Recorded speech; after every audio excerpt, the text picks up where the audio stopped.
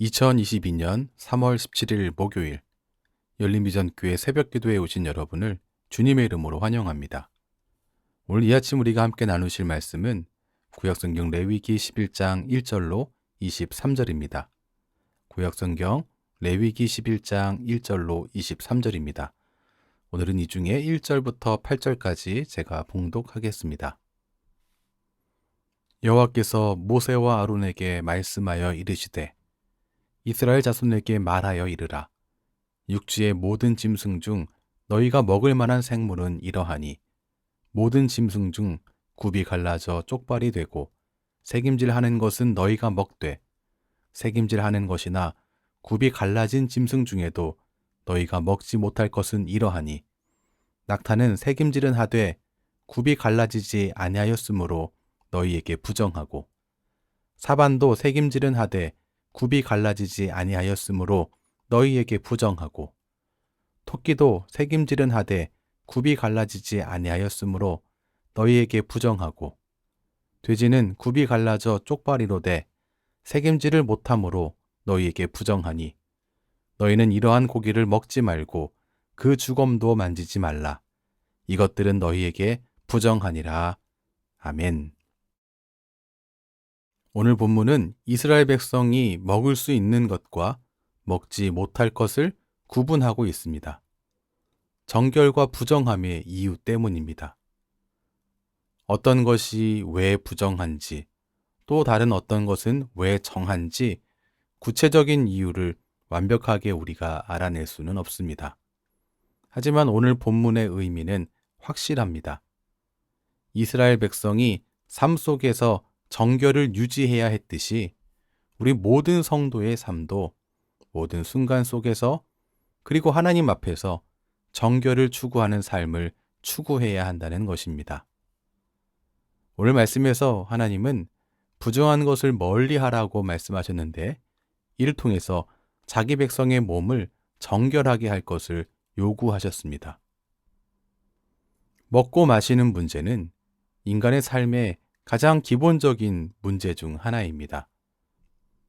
하나님의 백성은 이런 기본적인 영역에서조차 하나님 백성으로서의 정체성을 지키며 정결한 삶을 추구해야 합니다.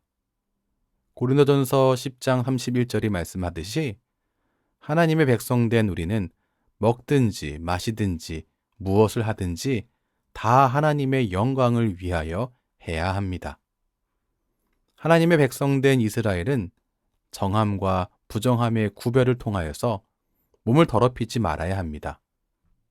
그 이유에 대해서 레위기 20장 26절은 이는 나 여호와가 거룩하고 내가 또 너희를 나의 소유로 삼으려고 너희를 만민 중에서 구별하였음이니라 라고 말씀하고 있습니다. 거룩하신 우리 하나님의 소유된 그의 백성들은 세상과 달라야 한다는 것입니다. 음식 정결 규례는 만민 중에서 구별되어 하나님께 속한 거룩한 존재가 된 이스라엘 백성이 지켜야 할 명령이었습니다. 그러나 예수님께서는 먹는 것이 우리를 더럽힌다고 말씀하지 않으셨습니다. 마가복음 7장 15절과 16절 보면 무엇이든지 밖에서 사람에게로 들어가는 것은 능히 사람을 더럽게 하지 못하되 사람 안에서 나오는 것이 사람을 더럽게 하는 것이니라 이렇게 말씀하고 있습니다. 정함과 부정함을 결정하는 것은 우리 밖이 아니라 안에 있습니다. 아무리 좋은 것을 먹어도 깨끗한 것을 먹어도 정결한 것을 먹어도 우리 안에 하나님의 말씀이 없고 하나님의 통치 아래 우리가 있지 않다면 우리는 부정하기 때문입니다. 반대로 돈이든 집이든 학문이든 하나님의 뜻대로 하나님의 방법대로 사용한다면 그것은 정결하고 거룩한 하나님 나라의 도구가 되는 것입니다. 그렇다면 오늘 레위기 11장에서 발견되는 음식 정결 규정의 역할은 어떤 것입니까? 율법은 하나님의 백성의 생활 지침으로서 하나님의 백성들을 결국 그리스도께로 인도합니다. 갈라디아서 3장 24절이 말씀하고 있듯이 주님께로 인도하는 몽학선생, 초등교사가 되는 것입니다. 오늘 말씀에 먹을 수 있는 것과 먹을 수 없는 것을 규정한 음식 정결법 역시 하나님의 백성들을 그리스도께로 인도합니다.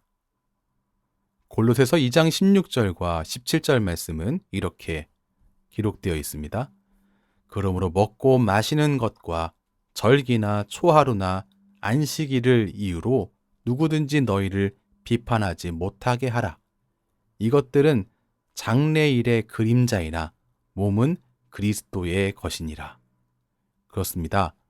음식 정결법은 예수님의 구속 사역의 일부분을 미리 보여주는 것, 예표였습니다. 예수님은 자신을 우리에게 내어주심으로 인해 우리를 속량하시고 우리를 깨끗하게 하셨습니다.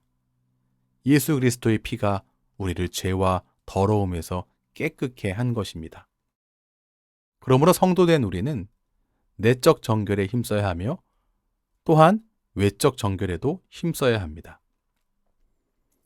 먼저 우리가 내면의 정결을 위해 힘써야 하는 이유는 사람이 외면에 속는 존재이기 때문입니다. 하지만 하나님은 우리의 중심을 보시기 때문에 그 사람의 내면이 어떠한지를 잘 알고 계십니다. 외면을 정결케 한다고 해서 내면이 자연스럽게 자동으로 정결케 되는 것은 아닙니다. 오히려 성경 말씀은 우리가 내면에 힘써야 한다라고 또한 말씀하고 있습니다. 신명기 10장 16절은 마음의 할례를 행하라라고 말씀하고 있고 신명기 24장 4절 말씀도 마음을 청결케 하라라고 말씀하고 있습니다. 우리는 내면의 정결을 위해서 힘써야 합니다. 디모데전서 4장 7절 말씀이 말하는 것처럼 날마다 경건에 이르기를 연습하며 거룩을 추구해야 하는 것입니다. 하지만 내면의 정결을 위해 힘쓴다라고 하는 것이 외적 정결은 필요 없다라고 말하는 것은 또 결코 아닙니다. 여전히 성도는 몸을 구별하여 거룩하게 살아야만 하는 존재입니다. 고린도전서 6장 19절과 20절 말씀 보면 우리의 몸에 초점을 맞추고 있습니다. 너희 몸은 너희가 하나님께로부터 받은 바 성령의 전이다라고 말씀하고 있고 너희 몸으로 하나님께 영광을 돌리라라고 말씀하고 있습니다. 내면의 정결을 힘써야 하기 때문에 몸은 상관없다. 몸은 마음대로 사용해야 된다. 육체는 중요하지 않다. 외면은 중요하지 않다. 이렇게 말씀이 말하고 있지 않습니다. 몸을 구별하여 거룩하게 사는 생활을 통해 그리스도인답게 살아야만 합니다. 사랑하는 성도 여러분, 신앙생활은 육적인 생활에 그치거나 또 반대로 영적인 생활로 제한되지 않습니다. 성도된 우리는 먹든지 마시든지 무엇을 하든지 영적인 일이든지 육적인 일이든지 다 하나님의 영광을 위해서 해야 합니다. 해서는 안 될 일이 있습니까? 금해야 합니다. 해야만 되는 일이 있습니까? 지켜 살아가기에 힘써야 합니다. 말씀을 정리하겠습니다. 오늘 말씀은 하나님의 백성이 정결을 실천해야 할 장소에 대해서 말씀해주고 있습니다. 그 장소는 거룩한 장소, 성소, 성전이 아니었습니다. 오히려 사소한 삶의 현장이었습니다. 특별히 오늘 말씀은 먹는 일이다라고 말하고 있습니다. 여러분, 삶의 현장은 신앙 실천의 현장입니다. 가정도, 직장도, 출퇴근길도 모든 장소가 하나님의 뜻을 지켜야 할 장소입니다. 우리의 모든 삶의 현장에서 정결함을 유지하며 힘써야 하는 것입니다. 특별한 존재에는 특별한 책임이 있습니다. 우리는 예수 그리스도로 말미암아 하나님의 자녀라는 특별한 존재가 되었기에 우리에게 특별한 책임이 있습니다. 바로 그것은 하나님의 거룩을 우리의 일상 속에서 이어가는 것입니다. 이것을 위하여 날마다 경건에 이르기를 연습하며 영육 간의 거룩을 추구해야 함을 기억하시고 그 삶을 주님 앞에 살아드릴 수 있기를 소원하며 주님을 바라며 나아가는 소중한 날 되시기를 주님의 이름으로 축원합니다. 기도하겠습니다. 하나님, 하나님의 백성 된 우리를 거룩한 무리, 성도로 불러주시니 감사합니다. 성도된 우리는 하나님의 소유로 만민 중에서 구별된 자로서 삶의 모든 순간을 살아드려야 함을 다시금 확인했습니다. 이스라엘 백성의 삶 속에 정결을 유지해야 했듯이 우리 모든 성도의 삶도 그러해야 하는데 그렇게 살지를 못했습니다. 하지만 주님, 우리의 영과 육 가운데 다시금 거룩을 추구하며 쉬지 않고 살아가겠습니다. 우리의 모든 삶의 현장에서 그리고 나의 안과 밖에서 정결을 이루어 가기를 원합니다. 이것을 위해서 날마다 경건에 이르기를 훈련하며 주님을 의지하며 나아가겠습니다. 주님, 우리에게 이 소중한 것을 이룰 수 있는 은혜를 허락해 주시옵소서. 그런 능력을 허락해 주시옵소서.